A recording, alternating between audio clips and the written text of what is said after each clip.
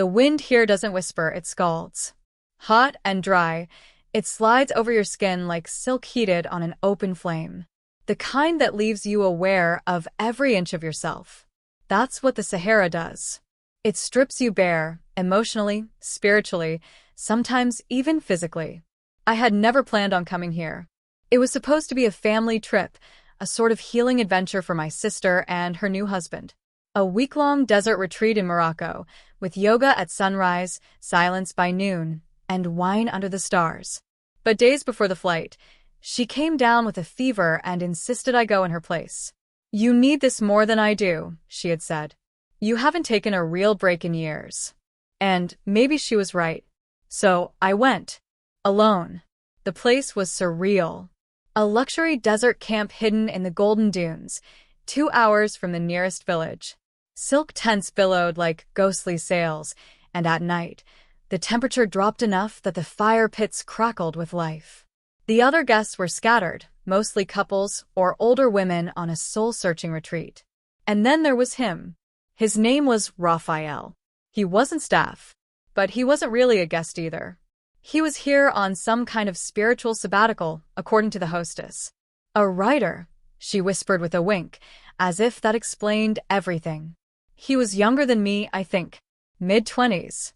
Tan skin that made the desert sun jealous, eyes the color of storm clouds, and a quiet way of watching people that made you feel like he already knew your secrets.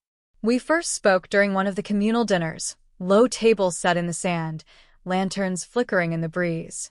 "Strange place to run away to," he said without looking at me, his voice low and oddly soothing. "Who says I'm running?" I answered. He smiled, but it wasn't smug. It was knowing. "I wasn't talking about you," he said. But he was. That night, I couldn't sleep. The tent was too quiet, the air too thick. I walked out barefoot, letting the sand cool my feet. The dunes shimmered silver beneath the moonlight. And there he was again, sitting by one of the extinguished fire pits, sketching something in a worn notebook. "Couldn't sleep?" I asked.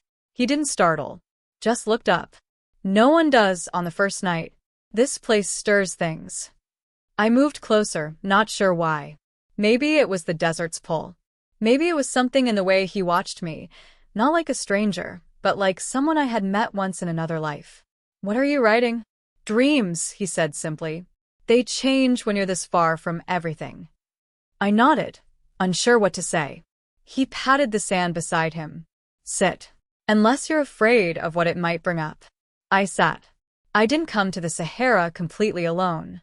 Dylan was with me, my son. 23. All quiet strength and casual intelligence. A man now, though there were still moments when I caught glimpses of the boy I used to wake up for school, the one who would sneak into my bed after a nightmare, just to hear my heartbeat. He hadn't planned on coming either. But when my sister canceled and I asked him, half-jokingly, if he wanted to join me for a wellness desert trip, he said yes before I finished the question. I thought he'd bring his headphones, stay glued to his phone. But since we landed, he'd surprised me. No screens. No distance. Just presence. He was the one who made me try camel trekking, who convinced me to sit through the sunrise yoga with strangers in white linen. And I noticed it the way other women at the camp looked at him. The way they lingered when he passed by shirtless, skin-kissed red gold by the sun, eyes shaded under a turban he wore too effortlessly. But it wasn't them he watched. Sometimes I'd catch him looking at me, his expression unreadable. Not with confusion, not discomfort, but something quieter. Like recognition. Like curiosity. That night, after I sat with Raphael by the fire pit and returned to our shared tent, Dylan was awake. Propped up on one elbow, shirtless, the book he was pretending to read resting on his chest. "Couldn't sleep?" I asked, mirroring his earlier words to me from years ago. His mouth curved slightly. "I heard your voice." "You were listening?" "Couldn't help it," he said, shrugging one shoulder. "The desert's too quiet." I stepped inside and let the flap fall close behind me. I didn't turn on the lamp. The moonlight spilling through the thin fabric was enough. I sat down on the edge of my bed, started untying my sandals. He's interesting, Dylan said after a beat. That guy, Raphael. He's observant, I said carefully. He watched me for a moment. What did he ask you? Nothing really. Just why I came here. A pause. Then, softly. Why did you? I looked up. He wasn't teasing. His eyes were serious. Curious. Like he truly wanted to know, not just the vacation excuse I'd told everyone. I didn't answer right away. Because I didn't know how to tell him that I was tired. Not just physically, but from a life that felt like it had quietly drained me, drop by drop. I didn't know how to tell him that being here, with him, was the first time in a long while I'd felt anything that wasn't numb. So instead, I said the simplest thing. I came to remember who I am. Dylan didn't respond. Just nodded once, slowly. Then lay back down, folding his arms behind his head. The moonlight traced the lines of his face, his throat, his chest. He had grown into himself so completely, I almost didn't recognize him. But I did. I saw him. And I wondered if he saw me. He spoke again, voice quieter now. You don't need a desert to remember that. And somehow, that hit deeper than anything Raphael had said. The next morning, the desert woke before I did. I heard the low hum of wind brushing against a tent and the quiet murmur of voices outside. The kind of stillness that belongs to early hours, too early for anything but unspoken thoughts. When I stepped out, the air was already warm, though the sun was still tucked behind the horizon. I stretched, exhaling, and nearly turned back to get my scarf when I saw Dylan standing alone at the edge of camp. He was watching Raphael. From a distance. Raphael was helping two other guests prepare their mats for sunrise yoga, his shirt tied around his waist, his posture relaxed. He moved like he belonged to this place, quiet, slow, certain. Dylan's arms were crossed, his jaw set. Up early? I asked, approaching him. He didn't look at me. You weren't in the tent.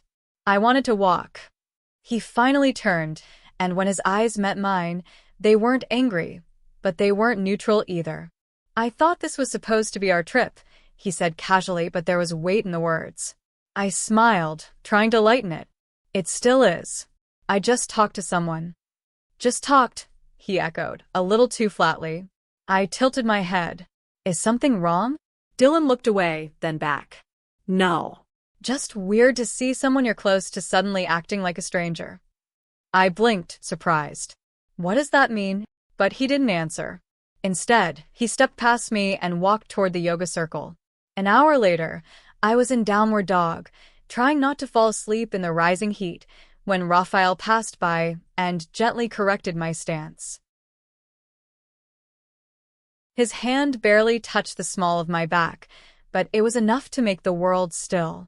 And Dylan saw it. I felt it more than I saw it, his gaze like fire in my periphery. After the session ended, he was by my side instantly, handing me a towel and a water bottle like a bodyguard. You okay? He asked. Yes, I said, laughing softly. Why wouldn't I be? No reason, he said, his voice clipped. Later that afternoon, the staff arranged a dune hike. Just a small group. Raphael offered to guide it. Before I could sign up, Dylan beat me to it. We're in, he said firmly, pulling my name onto the list. I raised an eyebrow. We. He just smiled. You said you came to remember who you are. I figured I should stick around to make sure you don't forget again. It was almost a joke. Almost. That evening, the dunes turned gold. We walked in a loose group, Raphael leading, his voice low and soothing as he explained the history of the land. Dylan stayed close to me, closer than necessary. When I paused to take a photo, he placed his hand lightly at my lower back, steadying me as I climbed a steep ridge. I glanced at him. His hand didn't move. Neither did I. Raphael called out from ahead, smiling back at us. Careful on that slope, it gets tricky. We're fine, Dylan answered before I could, his voice low. And for a moment, I wasn't sure who he was speaking for, me or himself. As the sun set and the sky burned violet, the group paused at the peak of a dune. Raphael took out a thermos of spiced tea, offering cups around. When he handed me mine, his fingers brushed mine just barely, but again, Dylan noticed. He said nothing. But he didn't have to. Later that night, after everyone returned to their tents, I sat outside under the stars alone. Or so I thought. Dylan appeared out of the dark, barefoot in the sand. "I can't sleep," he said. I nodded. "Neither can I." He sat beside me, close. "I don't like how he looks at you," Dylan said suddenly. I turned, startled. "Who?" "You know who." I opened my mouth, then closed it. There was no maternal explanation that would fit the look in Dylan's eyes. And the worst part? I didn't want to give one. That night the desert wind howled like a secret being carried between dunes. The tent's walls rippled, shadows sliding over the fabric like ghosts. I couldn't sleep. Again. My thoughts wandered, snagging on Raphael's voice, Dylan's stare, the strange gravity between all three of us. I pushed the flap aside and stepped out. The sand was cool now, almost cold under my bare feet. Stars burned above, like scattered embers. A figure was already sitting on the low dune beside our tent. Shoulders broad, back straight. I knew it was Dylan before he turned. "You're awake too?" I said softly. "Couldn't sleep," he murmured. "Too many things in my head." I lowered myself onto the sand next to him. For a moment we just sat there, listening to the wind hiss across the plain. He spoke first. "You've changed here."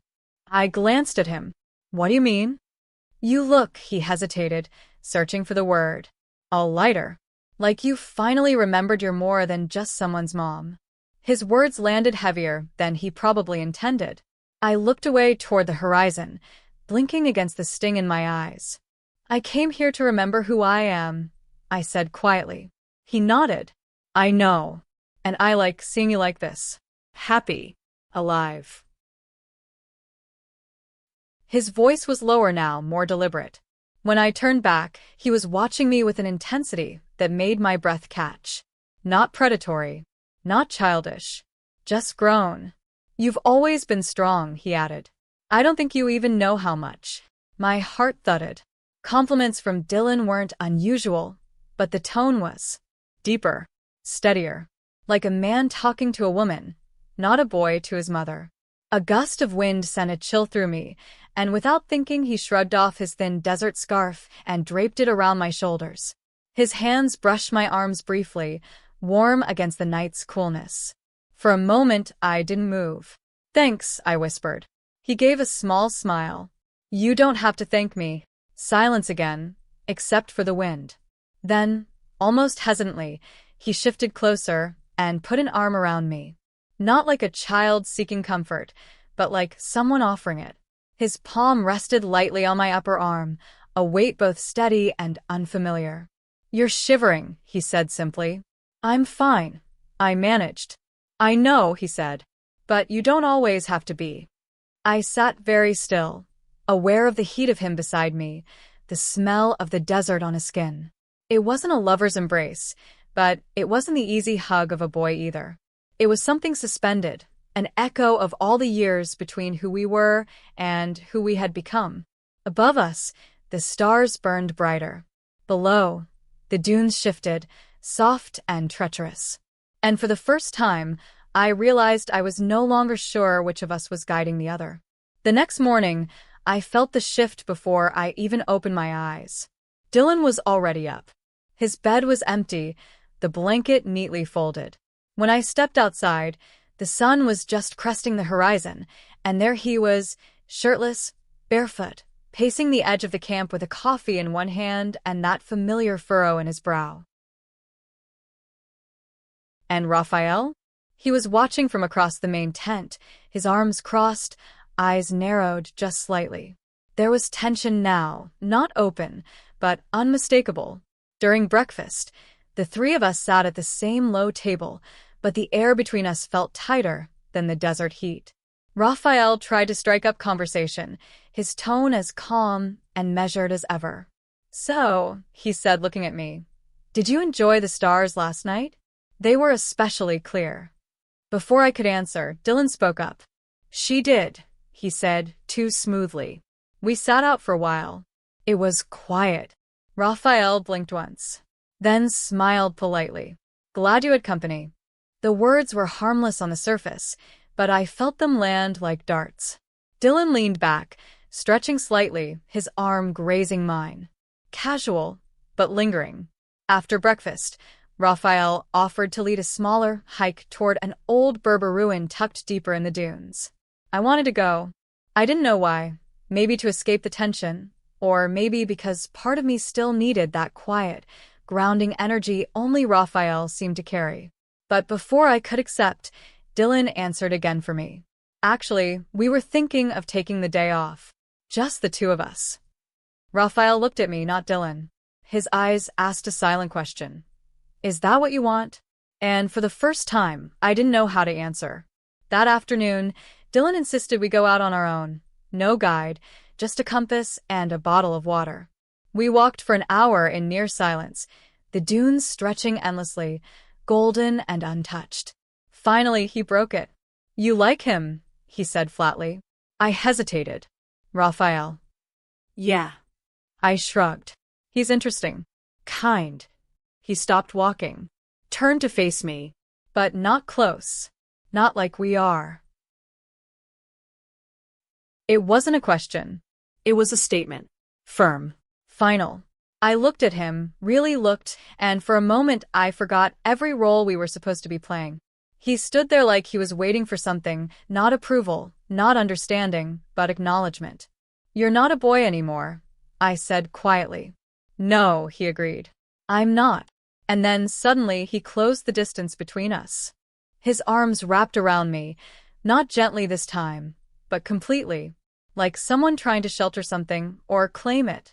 His face buried against the side of my neck, his breath warm against my skin. And I stood there, stunned, not resisting, not returning it, just caught. I don't like watching you be someone else, he whispered. Not with him. I felt the truth of it like heat rising off the sand. He was no longer pretending to be just my son. And I no longer knew how to pretend I didn't notice. The desert was absolutely still. No breeze. No sound but our breathing. Dylan's arms were locked around me, his face pressed against my shoulder like he was trying to disappear into me. Without thinking, I lifted a hand and stroked his hair the way I used to when he was a boy. Slow, soothing circles. I felt him tremble once, then go very still. The weight of his body against mine was both familiar and strange, like holding a memory that no longer fit in my hands. It's okay, I whispered automatically, the words tumbling out of habit more than certainty. You're okay. He pulled back just enough to look at me, eyes dark and unreadable. For a heartbeat we stayed like that, the desert sun spilling gold between us. I could feel everything unsaid pressing at the edges of the moment, heavy and dangerous. And then, before either of us could move, a voice cut through the silence. Is everything all right? Raphael. He had appeared at the crest of the dune, a shadow against the burning sky. His expression wasn't judgmental. It was concerned, alarmed even. Dylan stepped back as if burned. His face shuddered instantly, the man disappearing, the boy reappearing. We're fine, he said too quickly. But Raphael didn't move. His eyes flicked from Dylan to me and back again, reading the space between us like a map. The dunes are dangerous this far out, he said quietly. It's easy to get lost. Something in his tone snapped me out of whatever trance I'd been in. My hand dropped from Dylan's hair. My breath came back. He was right. We had wandered far from camp, far from the others, far from ourselves. I glanced at Dylan. His jaw was tight, his hands fisted at his sides. For a second I thought he might say something, challenge Raphael, push him away. But instead he looked at me, and I saw it. The realization. The flicker of shame. The weight of what almost happened. We should go back, I said softly. Dylan swallowed hard. Yeah. We walked back toward the camp in silence. Raphael followed a few steps behind, his presence steady, grounding, like a rope pulling us out of quicksand. The sun dipped lower, casting our shadows long across the dunes. By the time we reached the tents, the air between Dylan and me had changed. Something had cracked, and whatever lived inside the silence between us had escaped. It wasn't spoken, but it didn't need to be. We both felt it. That night I sat alone outside, staring at the stars. Dylan stayed in the tent. Raphael passed by once, pausing as if to say something, then thought better of it. The desert was still, but nothing inside me was. For the first time, I wasn't sure who I was anymore, or who he was to me. And that was the moment everything changed.